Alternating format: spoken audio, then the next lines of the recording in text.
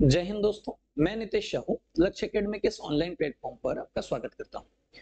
जैसा कि आप जानते हैं, एएनएम और पीएनएसटी की परीक्षाएं, जीएनएसटी की परीक्षाएं अगले माह प्रस्तावित हैं और अब मध्य प्रदेश सामान्य अध्ययन भी इसमें जोड़ दिया गया है। 20 नंबर का सामान्य अध्ययन है और बहुत कम समय में यदि आपको बहुत सारा डेटा और बहुत सारे प्रश्नों को कवर अप करना है तो आपको ध्यान देना पड़ेगा मध्य प्रदेश के भौगोलिक और भौतिक विभाजन की तरफ, क्योंकि इस एक टॉपिक को अगर आप बहुत अच्छे से कवर कर पाते हैं तो आपको बहुत सारे प्रश्न आसानी से परीक्षा हाल में दिखाई दे जाएंगे। और इसी कड़ी में हम आगे बढ़ रहे हैं। कल पहला लेक्चर हमने पढ़ा था, आज दूसरे लेक्चर पर हम लोग चल रहे हैं। मध्य प्रदेश का भौतिक विभाजन, उसकी तरफ हम लोग बात करेंगे। देखते हैं, दरअसल मध्य प्रदेश का भौतिक विभाजन समझने के लिए हमको सबसे पहले कुछ चीजों को समझना पड़ेगा, उस पर फोकस करते हैं। देखिए, ये मध्य प्रदेश का एक मैप है। अब हमको ये पढ़ना पड़ेगा सबसे पहले कि मध्य प्रदेश के कौन से क्षेत्र में कौन सा पठार है। यदि आप इसके बारे में एक बेसिक नॉलेज रखते हैं तो फिर आगे आप अच्छा कर पाएंगे। तो सबसे पहले जल्दी जल्दी इसको समझने की कोशिश करते हैं। देखिए, दरअसल फिजियोग्राफी मैप ऑफ इंडिया ने मध्य प्रदेश को मुख्यतः 7 भागों में बांटा है, लेकिन मूलतः 3 भाग हम पढ़ रहे हैं, अभी उस पर बात करते हैं। मध्य प्रदेश के भौतिक विभाजन में पहला क्षेत्र है मध्य उच्च प्रदेश। मध्य उच्च प्रदेश ये पहला पार्ट है। दूसरा पार्ट है मध्य प्रदेश के भौगोलिक विभाजन में सतपुड़ा मैकाल पर्वत श्रेणी। सतपुड़ा मैकाल ये दूसरा भाग है। और तीसरा भाग होता है बघेल खंड का पठार। तो ये 3 मुख्य भाग मध्य प्रदेश के भौतिक और भौगोलिक विभाजन में हमको दिखाई देते हैं।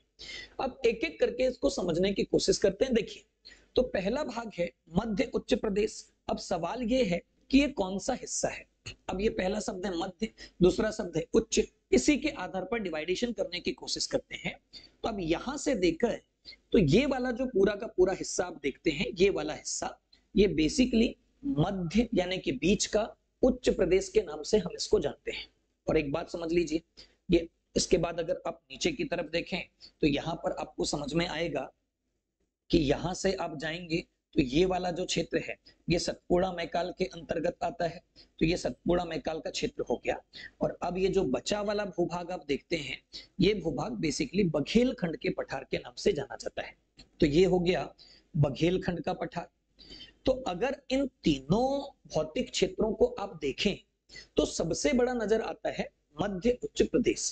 अब ये सबसे बड़ा है तो ऑब्वियसली यहां पर 2-3 चीजें हमको और समझ लेनी है कि अगर ये भाग सबसे बड़ा है तो इसके प्रत्येक क्षेत्र की जलवायु, प्रत्येक क्षेत्र की मिट्टी, वर्षा इत्यादि में अंतर होगा। और यही कारण है कि इसको पुनः 5 भागों में बांट दिया गया है। तो ये भाग 5 भागों में बटा हुआ है। कौन से भाग हैं उनको समझने की कोशिश करते हैं। पहला, ये वाला हिस्सा अगर आप देखेंगे तो ये मालवा का पठार कहलाता है। उसके बाद ये वाला हिस्सा आप देखेंगे तो ये मध्य भारत के पठार के नाम से जाना जाता है। ये आपका मालवा का पठार हो गया, ये मध्य भारत का पठार। अगर आप यहां देखेंगे तो ये बुंदेलखंड का पठार हो गया, बुंदेलखंड। इसके बाद आप आएंगे तो ये वाला जो हिस्सा आप देखेंगे, मैप अभी इधर उधर है, यहाँ पर रीवा पन्ना का पठार हो गया। और यहां से हम पढ़ेंगे नर्मदा सोन घाटी के रूप में। तो ये 5 मुख्य भाग बांटे गए हैं। पीडीएफ आपको इसकी मिल जाएगी, आप परेशान नहीं होइए। तो 5 भागों में डिवाइड किया गया है मध्य उच्च प्रदेश को। तो हम उसमें सबसे पहले भाग के बारे में बात करेंगे, मालवा के पठार के बारे में। यहां से बहुत ज्यादा क्वेश्चंस आपको परीक्षा में देखने के लिए मिलेंगे। कॉन्सेप्ट्स को समझेंगे और एग्जाम में क्वेश्चन कैसे आते हैं उस पर भी हम लोग चर्चा करेंगे। तो आइए सबसे पहले हम लोग बात कर लेते हैं मालवा के पठार के बारे में कि मालवा का पठार किस किस क्षेत्र में है और उसकी विशेषताएं क्या क्या हैं, हम उस पर चर्चा कर लेते हैं। देखिए यहां पर तो सबसे पहले बात ये कि ये जो क्षेत्र है ये आप मालवा के पठार के नाम से इसको बुलाते हैं। अगर दिशा की बात करेंगे तो ये मध्य प्रदेश का पश्चिमी भाग है। ठीक है, अब सबसे पहले इसकी सीमाओं के बारे में जान लेते हैं कि मालवा के पठार की सीमा कौन कौन निर्धारित करता है, कैसे। तो यहां पर आप देखेंगे तो ये अरावली पर्वत वाला हिस्सा हो जाता है। तो मालवा के पठार की जो आप उत्तर पश्चिमी सीमा देखते हैं ये अरावली पर्वत निर्धारित करता है।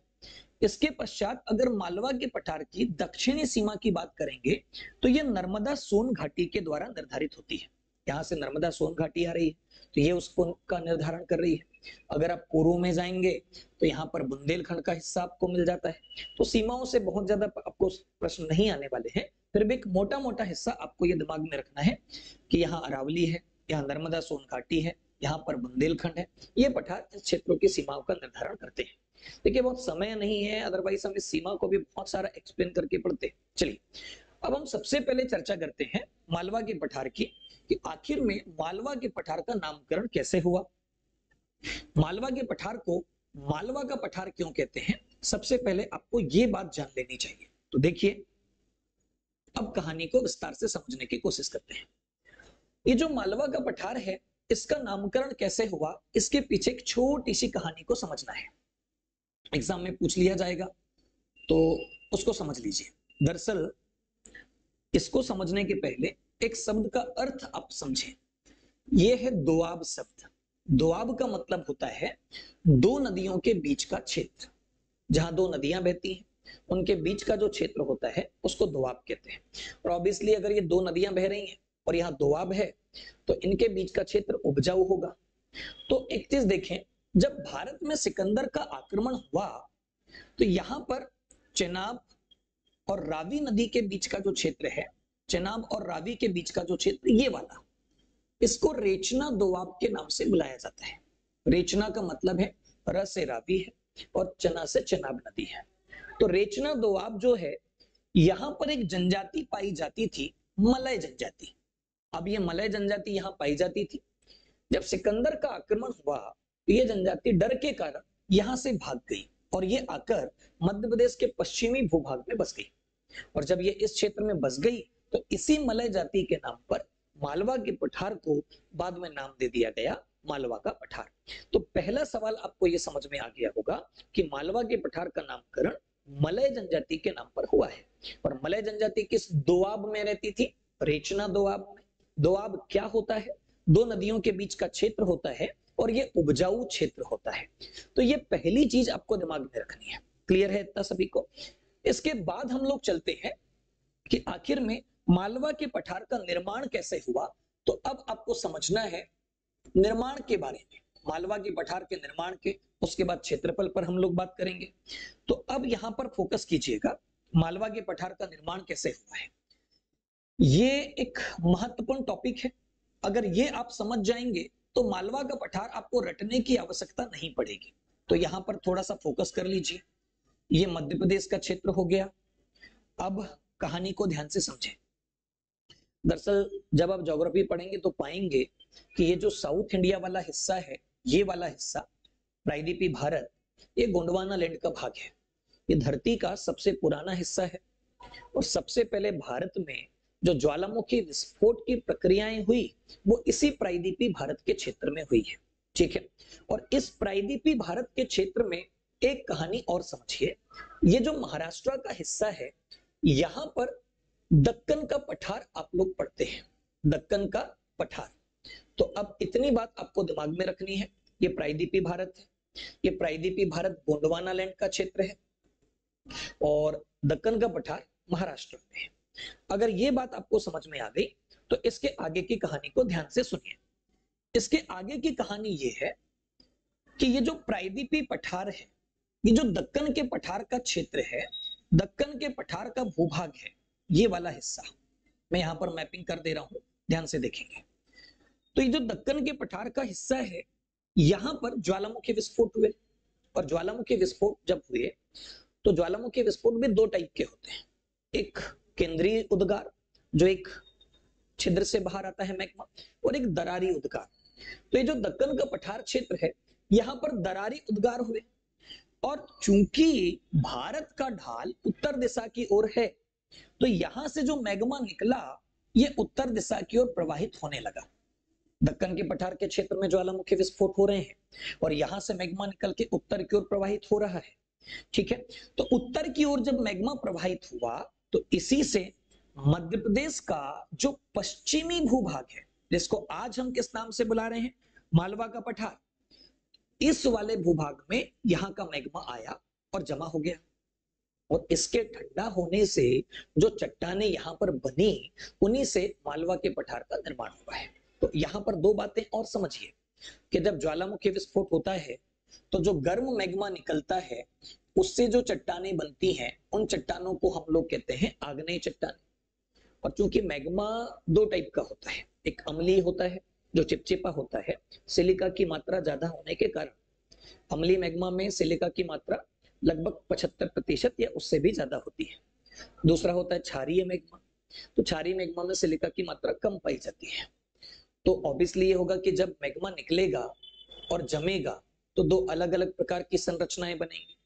चिपचिपे वाले मैग्मा से अलग संरचना बनेगी और जो मैग्मा लिक्विड फॉर्म में है उससे संरचना अलग बनेगी। तो यहाँ पर फोकस कीजिए, आग्नेय चट्टानें भी दो प्रकार की होती हैं। एक होती है ग्रेनाइट रॉक्स, ये चिपचिपे मैग्मा से बनती है, और दूसरी होती है बेसाल्ट रॉक्स। तो अभी शॉर्टकट में हम लोग बात करें तो मालवा के पठार का जो निर्माण हुआ वो बेसाल्ट चट्टानों से हुआ है। यहाँ पर फोकस कीजिएगा, बेसाल्ट चट्टानों से निर्माण हुआ। और ये जो मैग्मा आया था ये किस क्षेत्र से आया था? ये आया था दक्कन के पठार के क्षेत्र से।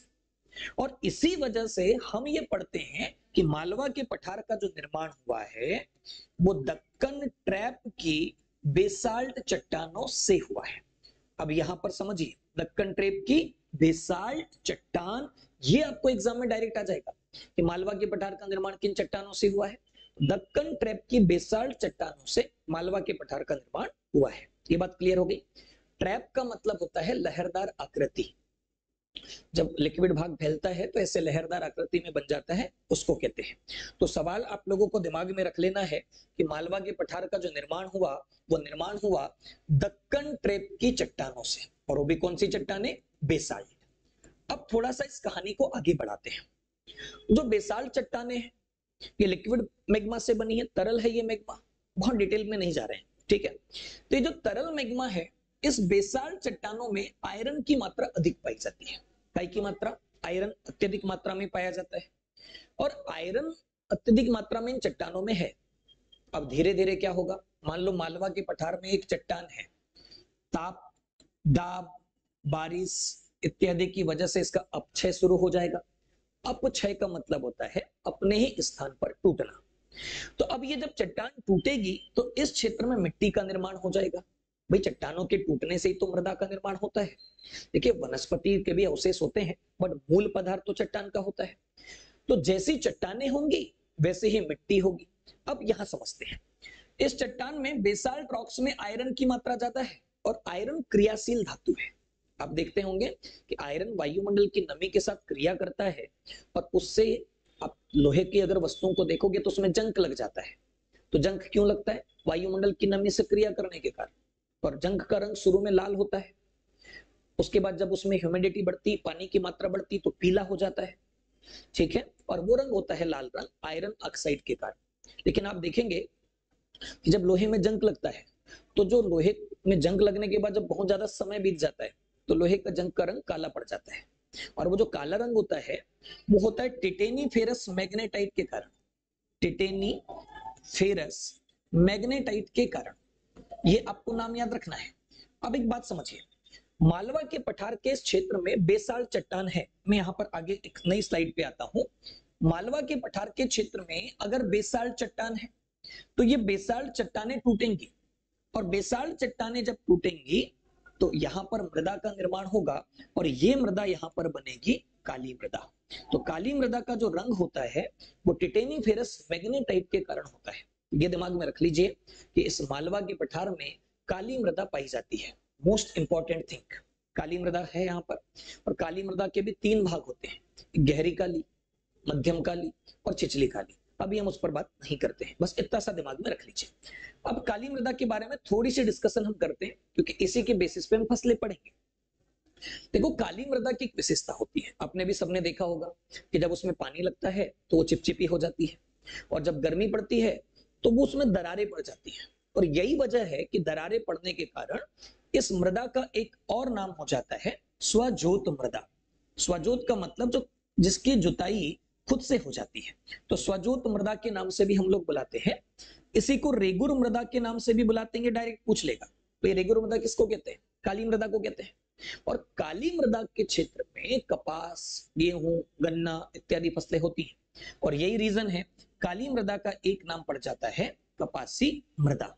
तो कपास के उत्पादन की वजह से इसको कपासी मृदा कहते हैं। तो उम्मीद है यहां तक तो कहानी आपको समझ में आ रही होगी कि दक्कन के ट्रैप से जो मैग्मा निकला वो यहाँ पहुंचा, वो जब जम गया उससे कौन सी मिट्टी का निर्माण हुआ, सॉरी कौन सी चट्टानों का निर्माण हुआ, बेसाल्ट। बेसाल्ट चट्टानों में आयरन है और उसी के अपक्षय से काली मृदा का निर्माण होता है। आप लोहे में जंग को अनुभव करें, शुरू में लाल फिर काला पड़ जाता है, वैसे यहाँ पर काली मृदा का निर्माण हुआ है। और काली मृदा में बहुत सारी फसलें होती हैं, तो उसी के बेसिस पे अब हम यहाँ की फसलों के बारे में समझने की कोशिश करते हैं। अच्छा, उससे पहले एक छोटी सी बात को और समझ लीजिए, ये जो मालवा का पठार है इसका क्षेत्रफल, एक बेसिक फैक्ट मैं आपको बताता हूं, उसके बाद इस कॉन्सेप्ट को मैं आगे बढ़ाऊं। मालवा के पठार का क्षेत्रफल इतना है 88,222 वर्ग किलोमीटर। तो ये क्षेत्रफल आप याद रखेंगे, 88,222 वर्ग किलोमीटर कुल क्षेत्रफल है। ठीक है, अब एक बात समझे, मध्य प्रदेश का कुल क्षेत्रफल है 30,82,52 वर्ग किलोमीटर, ये एमपी का क्षेत्रफल है और इसमें से 88,222 वर्ग किलोमीटर मालवा के पठार का क्षेत्रफल है। तो एक सवाल ऐसे आएगा कि मध्य प्रदेश के कुल क्षेत्रफल का कितना प्रतिशत मालवा का पठार है, तो ये दिमाग में रखें। यदि प्रतिशत की आप बात करेंगे तो 28.62% हिस्सा मालवा का पठार कवर करता है। तो ये आंकड़ा दिमाग में रख लीजिए, 28.62% में आएगा।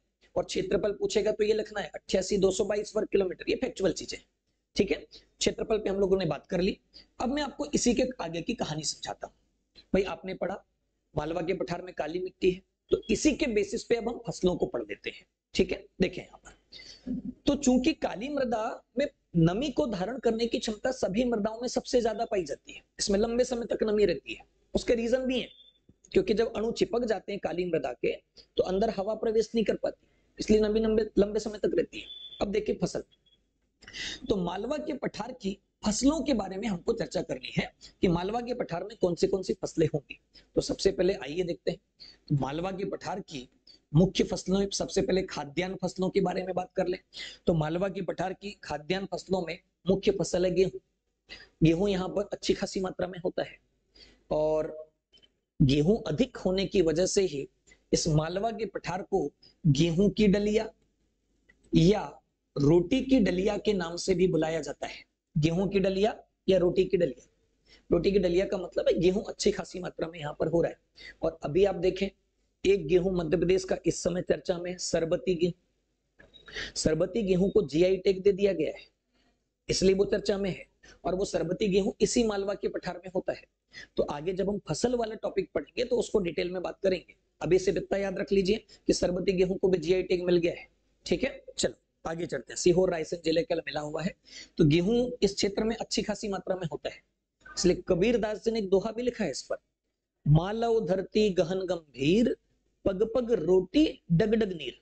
यानी कि मालवा की धरती में इतनी उपजाऊ क्षमता है कि हर कदम पर अनाज मिल जाएगा, हर कदम पर पानी मिल जाएगा, ये कबीरदास जी ने लिखा। आगे आते हैं, गेहूं के अलावा देखें, अच्छा गेहूं के क्षेत्र की अगर हम बात करेंगे तो गेहूं सर्वाधिक उत्पादन इसी क्षेत्र में होता है। मैं एक अलग स्लाइड पर ही आ जाता हूं, तो यहां पर देख लीजिए। तो पहली फसल मालवा के पठार की कौन सी हो गई, गेहूं। देखिए फसलों के बारे में हम लोग बात कर रहे थे, तो पहली फसल मालवा के पठार की गेहूं हो गई। इस क्षेत्र को गेहूं की डलिया भी कहते हैं। सरबती गेहूं का उत्पादन इस क्षेत्र में हो रहा है और उसको जीआई टैग भी दे दिया गया। देखिए एक जिले के रूप में अगर आप गेहूं की बात करेंगे तो इस समय होशंगाबाद उत्पादन कर रहा है, एक जिले के रूप में। ठीक है, चल आगे बढ़, होशंगाबाद यानी कि नर्मदापुरम। अब दूसरी फसल की तरफ चलते हैं। इस क्षेत्र की दूसरी खाद्यान्न फसलों की अगर हम बात करेंगे तो मुख्य फसल है सोयाबीन। इस क्षेत्र की फसल सोयाबीन है। अच्छा, इसमें क्वेश्चन समझ लीजिए, एमपीपीएससी में क्वेश्चन आया कि मध्य प्रदेश की मुख्य फसल कौन सी है, तो मुख्य फसल हमारी कौन सी है, ये कमेंट्स करके आप लोग बता दीजिएगा कि मध्य प्रदेश की मुख्य फसल कौन सी है। ये आया हुआ प्रश्न है, आपसे पूछा जा सकता है। ठीक है, चलिए हम सोयाबीन की बात कर रहे हैं। तो अभी सोयाबीन से संबंधित चीजें ये हैं, थोड़ी सी कंट्रोवर्सी है, उसको भी समझ लीजिएगा। अभी पिछले वर्ष जो आर्थिक सर्वेक्षण आया उसमें ये कहा गया कि महाराष्ट्र मध्य प्रदेश से सर्वाधिक, मध्य प्रदेश से भी अधिक सोयाबीन का उत्पादन करता है। ठीक है, लेकिन अभी 8 दिन पहले मध्य प्रदेश गवर्नमेंट ने स्पष्ट कर दिया कि पुनः मध्य प्रदेश को सोया स्टेट का दर्जा मिल गया है, मतलब हम फिर से सर्वाधिक मात्रा में सोयाबीन का उत्पादन करने लगे हैं। तो ये बात को दिमाग में रख लीजिएगा। अब सवाल है कि सोयाबीन की खेती कैसे शुरू हुई, कहां से शुरू हुई, उसको समझते हैं। तो यहां पर एक जिला है देवास। तो मध्य प्रदेश में सबसे पहले 1964 में इस देवास जिले के किसानों ने पहले अपने खेतों में सोयाबीन की फसल को लगाया। उसके बाद सारे मालवा में होने लगा और आज समस्त मालवा में सोयाबीन का उत्पादन हो रहा है। अगर आप एक जिले की बात करें तो यहाँ पर उज्जैन है। इस समय उज्जैन मध्य प्रदेश में सर्वाधिक सोयाबीन का उत्पादन करने वाला जिला है। तो ये बात दिमाग में रख लीजिए कि सर्वाधिक सोयाबीन का उत्पादन कौन कर रहा है? उज्जैन। खेती देवास से शुरू हुई, बहुत सिंपल है, ठीक है। इसी को थोड़ा सा मैं अगर आगे बढ़ाऊं तो आप समझदार हैं। अगर उज्जैन में सर्वाधिक मात्रा में सोयाबीन हो रहा है और अगर आपको तेल की फैक्ट्री लगानी है तो उज्जैन में तेल की फैक्ट्री आसानी से लग जाएगी। सोयाबीन ज्यादा मिलेगा आपको वहां तेल निकालने के लिए, इसलिए यहाँ बड़ा कारखाना लगेगा कि छोटा? बड़ा कारखाना लगेगा। इसलिए ध्यान रखें कि एशिया का सबसे बड़ा जो सोयाबीन कारखाना है वो एशिया का सबसे बड़ा सोयाबीन संयंत्र यहीं पर लगाया गया है, उज्जैन में। बीच में बंद हो गया था, फिर से अभी रिस्टार्ट कर रही है गवर्नमेंट। तो एशिया का सबसे बड़ा सोयाबीन संयंत्र उज्जैन में है।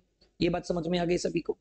दूसरी बात, अगर हम सोयाबीन पर लगातार रिसर्च करना चाहें तो सोयाबीन की अत्यधिक मात्रा में फसल भी आपको यहां मिल जाएगी। इसलिए एमपी गवर्नमेंट ने क्या किया, एमपी गवर्नमेंट ने यहीं पर उज्जैन में अनुसंधान केंद्र बना दिया है। तो मध्य प्रदेश सरकार का सोयाबीन अनुसंधान केंद्र, देखिए ये एमपी गवर्नमेंट का है, तो एमपी गवर्नमेंट का सोयाबीन अनुसंधान केंद्र भी उज्जैन में स्थापित है, क्योंकि वहां आसानी से हमको रिसर्च करने के लिए सोयाबीन उपलब्ध हो जाएगा, इसीलिए है। अब एक और बात, अगर एमपी अत्यधिक मात्रा में सोयाबीन का उत्पादन कर रहा है तो फिर सोयाबीन को रिसर्च करने के लिए दूसरे जिले भी चाहिए, सेंट्रल गवर्नमेंट भी यहां पर लगाना चाहिए। तो सेंट्रल गवर्नमेंट ने क्या किया, इंदौर में, तो यहां पर ध्यान रखें, सेंट्रल गवर्नमेंट ने इंदौर में अपना सोयाबीन अनुसंधान केंद्र स्थापित किया है। तो यहां पर दोनों बातें क्लियर कर लीजिए, एमपी गवर्नमेंट का उज्जैन में ही है और सेंट्रल गवर्नमेंट का कहां पर है, राष्ट्रीय सोयाबीन अनुसंधान केंद्र कहां पर है, ये इंदौर में है। ये दोनों चीजें क्लियर करिए, इतना सभी को क्लियर है, इसको नोट डाउन करते रहिएगा। पीपीटी में मुझे पढ़ाने की आदत नहीं है कि वो फिर पीपीटी में ये करते रहो, लिखकर पढ़ाने में बच्चे को ज्यादा समझ में आता है, इसलिए हम इसी पर बात कर रहे हैं। चले आगे बढ़ते हैं। तो सोयाबीन अनुसंधान केंद्र हो गया, यहीं पर इंदौर में सोयाबीन का पहला वायदा बाजार भी है, खड़ी फसलें खरीद ली जाती हैं, स्टॉक एक्सचेंज भी है, तो उस पर थोड़ी सी आगे हम बात करेंगे जब फसल पढ़ रहे होंगे। अब आगे की तरफ चलते हैं, अगली फसल। तो अभी हम देख रहे हैं मालवा के पठार की फसलों को। तो मालवा की पठार की फसलों में सबसे पहले हमने गेहूं देख लिया, उसके बाद हमने सोयाबीन देख लिया। अब तीसरी फसल की तरफ हम चले तो मालवा के पठार की एक प्रमुख फसल है गन्ना। ये भी खाद्यान्न फसलों के अंतर्गत ही आप इसको समझ लीजिए। गन्ने के बारे में भी हम लोग बात कर लेते हैं कि मालवा के पठार की प्रमुख फसल गन्ना भी है। तो सबसे पहले हमको यह समझना है कि गन्ना जो है वो जलोढ़ और काली मृदा में होता है, क्योंकि उसको पानी की आवश्यकता ज्यादा होती है। तो यहाँ ऑलरेडी पानी ज्यादा है, नदियां काफी मात्रा में होती है, मिट्टी काली है, तो इस क्षेत्र में गन्ने का उत्पादन अच्छा खासा होता है। यदि आप एक क्षेत्र के रूप में बात करोगे तो सबसे ज्यादा गन्ने का उत्पादक क्षेत्र यही है, मालवा का पठार। हाँ, जिले के रूप में अगर आप बात करेंगे तो नरसिंहपुर इस समय गन्ने का उत्पादन सर्वाधिक मात्रा में करता है। तो ये भी दिमाग में रख लीजिए कि नरसिंहपुर सबसे ज्यादा गन्ना उत्पादन करता है मध्य प्रदेश में, ठीक है। और क्षेत्र की बात करेंगे तो मालवा का पठार। और अगर रिसर्च सेंटर की बात करेंगे तो नरसिंहपुर में एक जगह है बोहानी, यहां पर मध्य प्रदेश सरकार ने गन्ना अनुसंधान केंद्र स्थापित की है। तो ये भी एक एग्जाम में आपके लिए क्वेश्चन बन जाएगा कि मध्य प्रदेश का गन्ना अनुसंधान केंद्र कहां पर है, नरसिंहपुर के बोहानी में है, ठीक है। तो ये जिले भी मैं आपको कवर अप कराते चला रहा हूं, क्योंकि डायरेक्ट क्वेश्चन आ सकते हैं यहां से। क्षेत्र की बात करोगे तो मालवा के पठार में सबसे ज्यादा गन्ने का उत्पादन हो रहा है। और अगर मालवा के पठार में गन्ने का उत्पादन हो रहा है तो चीनी उद्योग कहां लगेगा, चीनी उद्योग मालवा में लगेगा ऑब्वियसली। तो कुछ चीनी मिलों के नाम आपको याद रख लेने हैं। तो जैसे आप देखेंगे कि मालवा के पठार में रतलाम में एक चीनी मिल है जावरा। ये जो जावरा चीनी मिल है ये मध्य प्रदेश की पहली शुगर मिल है। तो आपको ये डायरेक्ट क्वेश्चन आ जाएगा कि जावरा शुगर मिल कहां पर है, रतलाम जिले में है। नोट करेंगे ये रतलाम जिले में है और ये मध्य प्रदेश की पहली शुगर मिल है जावरा। इसके बाद बरलाई पर आ जाइए, तो बरलाई शुगर मिल के बारे में तो बहुत सारी कंट्रोवर्सीज हो गई है। बरलाई शुगर मिल देवास में है, हालांकि इसका हेडक्वार्टर इंदौर में है। किताबों में सीहोर लिखा मिलता है, लेकिन इसको देवास लगाएं, कोई दिक्कत वाली बात नहीं है। तो बरलाई शुगर मिल देवास जिले में हो जाती है, ये याद रखें, ये आपसे पूछ लेगा। इसके बाद उज्जैन जाइए तो उज्जैन में सेठ गोविंद दास शुगर मिल है, भगवान श्री कृष्ण ने वहीं पर शिक्षा प्राप्त की थी, संदीपनी आश्रम में, गोविंद उनका नाम है, उस हिसाब से आप लोग कनेक्ट करके याद कर लीजिएगा। तो और भी बहुत सारी शुगर मिल है, मैं कोशिश कर रहा हूं मोटी मोटी चीजें कनेक्ट करके आपको पढ़ाते चलो, ठीक है, ये क्लियर हो गया। तो तीसरी फसल हम लोगों ने यहां पर जो देखी वो है गन्ना। इसके बाद अगली फसल पर आते हैं कपास। तो ये मोस्ट इंपॉर्टेंट पॉइंट है, इसको आप लोग दिमाग में रखेंगे कि यहां पर जो कपास हो रहा है इसकी कहानी को थोड़ा सा आगे बढ़ाते हैं, ध्यान दीजिएगा। अगर क्षेत्र के रूप में आप बात करें तो क्षेत्र के रूप में मालवा का पठार सबसे ज्यादा कपास का उत्पादन करता है, मध्य प्रदेश की हम लोग बात कर रहे हैं, ठीक है। जैसे गन्ने की मैंने बात किया तो भारत में सबसे ज्यादा गन्ना यूपी में होता है, सबसे ज्यादा शुगर महाराष्ट्र में होती है, हम उसकी बात अभी नहीं कर रहे हैं, अभी आप याद रख लीजिएगा। तो यहां पर कपास का उत्पादन अच्छा खासा होता है, ठीक है। लेकिन अगर जिलों की बात करेंगे तो खरगोन और खंडवा जिले कपास का उत्पादन अत्यधिक मात्रा में करते हैं, ठीक है। खरगोन अत्यधिक मात्रा में कपास का उत्पादन करने वाला जिला है। अभी हम क्षेत्र की बात कर रहे हैं, खरगोन खंडवा निमाड़ क्षेत्र में आता है। खरगोन और खंडवा यहां पर है, यहां देख लीजिए, खरगोन और खंडवा ये वाले क्षेत्र है, और खरगोन और खंडवा अत्यधिक मात्रा में कपास का उत्पादन करते हैं, और यही वजह है कि इनको कहा जाता है सुनहरे जिले, कपास का रेशे की वजह से सुनहरे जिलों के रूप में जाना जाता है। तो ये बात भी आप लोगों को दिमाग में रख लेनी है, ठीक है। अब यहां पर आते हैं, तो हम लोग अगर यहां की बात करें तो अगर कपास का प्रोडक्शन हो रहा है तो यहाँ पर कपड़ा मिले होंगे, तो इस क्षेत्र में कपड़ा मिले बहुत अधिक मात्रा में पाई जाती है। सूती वस्त्र उद्योग इस क्षेत्र में डेवलप्ड स्थिति में है। जैसे एग्जांपल की बात करता हूं तो यहाँ पर इंदौर शहर है, तो इंदौर मध्य प्रदेश में सर्वाधिक सूती वस्त्रों का उत्पादन करता है, और यही रीजन है कि इंदौर को कहते हैं मध्य प्रदेश का मुंबई। उसका कारण, क्योंकि जैसे भारत में मुंबई में सूती वस्त्र होते हैं वैसे मध्य प्रदेश में सूती वस्त्र इंदौर में होते हैं। इसी को कहते हैं मध्य प्रदेश का मैनचेस्टर, मध्य प्रदेश का मैनचेस्टर भी कहा जाता है। अब इसकी थोड़ी सी कहानी को समझ लीजिए कि मैनचेस्टर क्यों कहते हैं। एक्चुअल में मैनचेस्टर एक जगह है ब्रिटेन, वहां पर सूती वस्त्र होते हैं। उसी तरीके से भारत के कुछ शहरों में भी सूती वस्त्रों का उत्पादन होता है, ध्यान से समझिए। जैसे यहां पर अहमदाबाद है, तो अहमदाबाद को कहा जाता है भारत का मैनचेस्टर, गुजरात में है, ठीक है। भारत का मैनचेस्टर अहमदाबाद को कहते हैं हम लोग। इसके अलावा यहाँ पर कानपुर शहर है, तो जो कानपुर शहर है, कानपुर को कहते हैं उत्तर भारत का मैनचेस्टर, दोनों में अंतर है। इसको कहते हैं उत्तर भारत का मैनचेस्टर, नॉर्थ इंडिया का, और इसको कहते हैं भारत का मैनचेस्टर। वैसे साउथ इंडिया में जाएंगे तो कोयम्बटूर तमिलनाडु में है, इसको कहते हैं साउथ इंडिया का मैनचेस्टर। ये डायरेक्ट क्वेश्चन आएंगे एग्जाम्स में, आपको केवल एमपीजीएस नहीं है, इसलिए मैं लिंक करके पढ़ा रहा हूं ताकि आपको याद होती चले चीजें। इतना क्लियर है? तो एमपी का मैनचेस्टर किसको कहा गया? इंदौर को कहते हैं, ठीक है। एमपी का मुंबई किसको कहते हैं? इंदौर को कहते हैं, और रीजन है कपड़ा उत्पादन। आगे बात समझ में चल, इसके आगे की कहानी को समझते हैं, अगली फसल की तरफ चलते हैं। तो अभी तक हम देख रहे हैं मालवा के पठार की फसलें, और उसमें हमने देखा कि भाई गन्ना हो रहा है, सोयाबीन हो रहा है, गेहूं हो रहा है, कपास हो रहा है। इसके अलावा और भी बहुत सारी छोटी छोटी फसलें, जैसे आलू।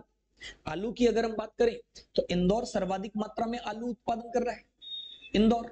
और इंदौर के आलू की तो एक विशेषता भी है कि अब इंदौर ने शुगर फ्री आलू का इंदौर के अनुसंधान केंद्र ने बना लिया है। इंदौर में एमपी गवर्नमेंट का, यहां पर इंदौर है, तो इंदौर में आलू का उत्पादन सर्वाधिक हो रहा है, और यहीं पर एमपी गवर्नमेंट का अनुसंधान केंद्र भी है, आलू अनुसंधान केंद्र। तो वहां पर एक ऐसे आलू की प्रजाति बनाई जो शुगर फ्री है। आलू कार्बोहाइड्रेट्स का स्रोत है, शुगर होता है, शुगर के पेशेंट आलू नहीं खा पाते, तो उनके लिए एक अच्छी खबर यह है कि अब शुगर फ्री आलू भी बना लिया गया है। चलिए, तो ये इस क्षेत्र की कुछ मुख्य फसलों के बारे में हम लोग बात कर रहे थे। सोयाबीन हमने देखा, गन्ना हमने देखा, कपास हमने देखा, आलू हमने देख लिया, और भी बहुत सारी फसलें हैं, तो उन फसलों को हम आगे पढ़ेंगे। अब आपको समझ में आ रहा होगा कि काली मृदा अगर नहीं होती तो इस क्षेत्र में इतनी कृषि नहीं होती। एमपी के जितने भी क्षेत्र आप देखेंगे तो कृषि के दृष्टिकोण से सर्वाधिक महत्वपूर्ण क्षेत्र जो है वो मालवा का पठार है, और यही वजह है कि मालवा का पठार सबसे संपन्न क्षेत्रों में शामिल है मध्य प्रदेश के। सर्वाधिक संपन्न मध्य प्रदेश में मालवा का पठार ही है, सर्वाधिक राजस्व इसी क्षेत्र से जाएगा। और यही रीजन है कि इंदौर को कहा जाता है इकोनॉमिक कैपिटल, मध्य प्रदेश की आर्थिक राजधानी इंदौर को ही कहते हैं। ठीक है, चलिए अब आगे की तरफ चलते हैं। तो अब हम लोग बात करते हैं कि चट्टानों के बेसिस पर हमने देख लिया इस क्षेत्र की फसलें, उस क्षेत्र के बेसिस पर कुछ उद्योगों की भी हमने बात कर ली। अब चलते हैं कि मालवा के पठार में कौन सी खनिज पाए जाते हैं, इस क्षेत्र की जलवायु कैसे है। तो सबसे पहले जलवायु पर बात कर लेते हैं, उसके बाद खनिजों की बात करेंगे। ठीक है, चलिए। तो एक बात समझिए, किसी भी क्षेत्र की जो जलवायु होती है वो जलवायु उस क्षेत्र की अक्षांशीय स्थिति पर डिपेंड करती है। कौन सी स्थिति? अक्षांशीय स्थिति पर डिपेंड करती है। तो बस एक मिनट इसको समझ लीजिए। यहां देखिए, ये भूमध्य रेखा हो गई, यानी कि इक्वेटर, विषुवत रेखा कहते हैं आप इसको। यहां पर उत्तरी गोलार्ध में 23.5 नॉर्थ पर ये कर्क रेखा हो गई, और यहां पर देखिए 23.5 साउथ पर यहां पर हो गई मकर रेखा। तो ये वाला जो क्षेत्र होता है, यहां पर सनलाइट पूरे साल भर आता है, और इसलिए इस क्षेत्र को कहा जाता है उष्ण कटिबंधीय क्षेत्र, यानी कि ट्रॉपिकल जोन। तो अब यहां पर एक चीज देख लीजिए कि जो मध्य प्रदेश है, इसके बिल्कुल बीचों बीच से 14 जिलों से कर्क रेखा होकर जाती है। 14 जिलों से जाती है, 5 संभागों से जाती है। इसकी आप मैपिंग कर लीजिएगा, एक बार हम बाद में देखेंगे अगर समय बच गया तो अगर कर्क रेखा बीचों बीच से जा रही है तो हमारा मध्य प्रदेश भी कौन से कटिबंध में आ जाएगा? उष्ण कटिबंध के अंतर्गत आ जाएगा। तो मध्य प्रदेश की जो पहली आपको जलवायु में बात समझनी है, मध्य प्रदेश की जलवायु होनी कैसी चाहिए? उष्ण कटिबंधीय जलवायु होनी चाहिए मध्य प्रदेश की। मध्य प्रदेश की जलवायु उष्ण कटिबंधीय होनी चाहिए, और है।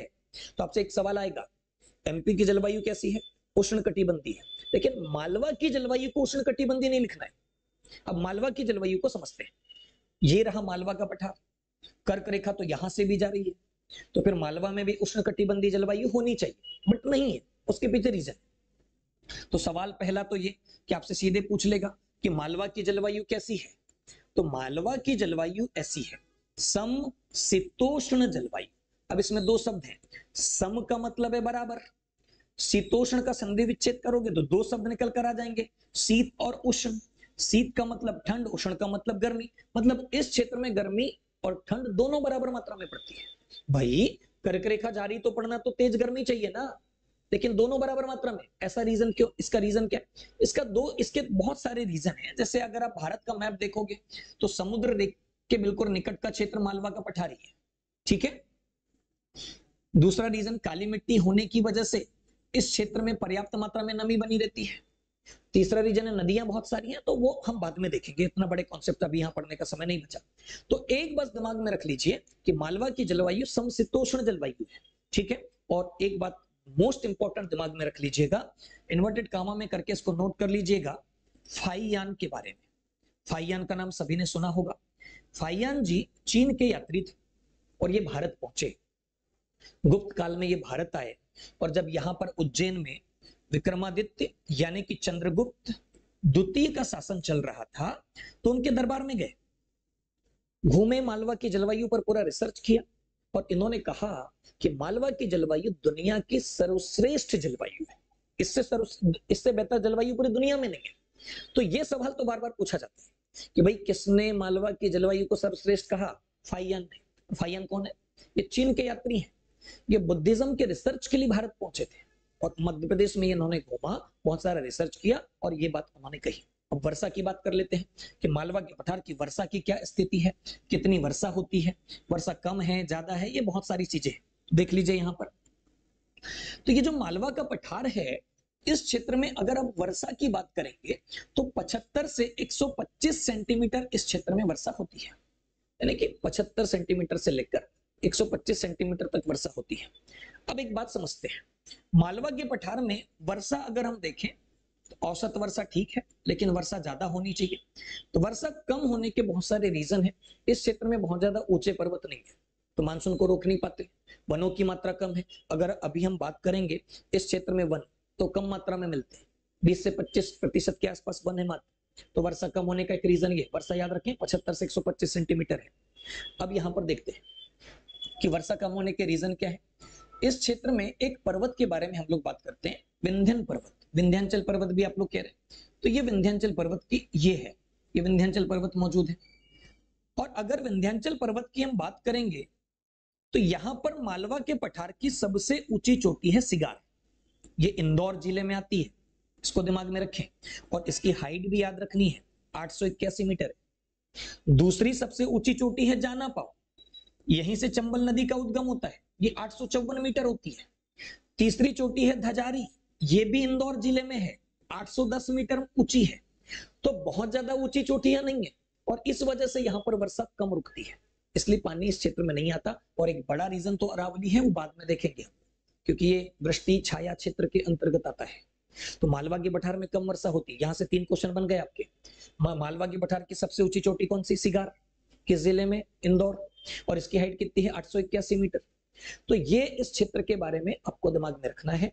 ये मालवा की पठार का पहला पार्ट था। कल हम दूसरे पार्ट में मालवा का कल्चर, मालवा का पर्यटन, मालवा की इकोनॉमी, मालवा के उद्योग, मालवा की जनजाति, इन सब विषयों पर चर्चा करेंगे। यदि आपको कंटेंट्स अच्छा लग रहा है तो आप वीडियो को लाइक जरूर करें, शेयर करें और हमें कमेंट्स करके बताएं कि कौन से सेगमेंट आपको पढ़ने हैं। तो उस हिसाब से हम लोग और मेहनत करेंगे और आपके लिए अच्छा कंटेंट लेकर आएंगे। जय हिंद।